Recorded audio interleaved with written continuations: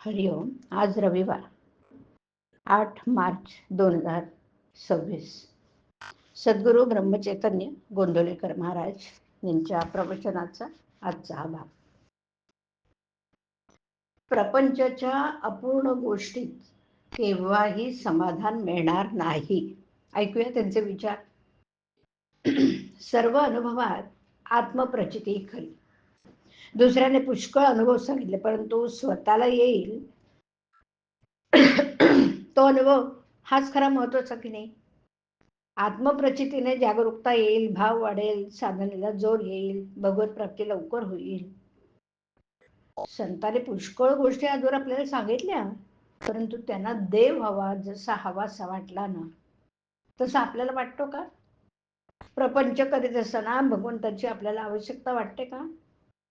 आपण असा विचार करावा की आपण लहानाचे मोठे झालो, विद्या संपादन केली, नोकरी मिळाली, लग्न झालं, मुलं बाळं, घरदार केलं, परंतु आपल्याला अजून काहीतरी हवं वाटतच आहे. हे आपलं हवेपण केव्हा संपणार? आपण नोकरी करतो, कोणी वकिली, डॉक्टरकी. नोकरी करणाऱ्या मालकाला आपल्याशिवाय दुसरा कोणी नोकर मिळणार नाही म्हणून काही नोकरी करत नसतो, किंवा आशिलेला कोणी दुसरा वकील मिळणार नाही म्हणून वकील करत नाही. म्हणजेच नोकरीवाला काय, डॉक्टर काय, वकील काय, कोणी आपापलं कर्म केवळ त्या कर्मासाठीच करत नाही. तर त्यातून आपल्याला सुख कसं मिळेल या इच्छेने ते तो करत असतो. परंतु आपण पाहतोच की हे सर्व काही केलं, आयुष्य संपलं तरी काहीतरी करण्याचं राहूनच जातं, त्याला पूर्णता येत नाही. एखादी गोष्ट आपल्याला मिळाली की आता ह्यापुढे काही करायचं उरलं नाही असं काही वाटतच नाही. आता काही एक नकोय, जेवढं आहे त्यात समाधान आहे असं कधी वाटतं का? पुढे कसं होईल, हे सर्व टिकेल का, यात आणखी भर कशी पडेल, याची विवंचना कायमच.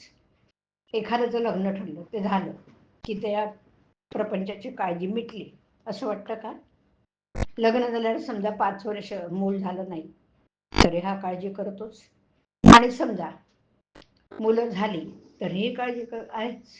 तेव्हा या प्रपंचाच्या गोष्टी अपूर्ण आहेत, त्यातून समाधान लाभेल हे कसं शक्य आहे ना?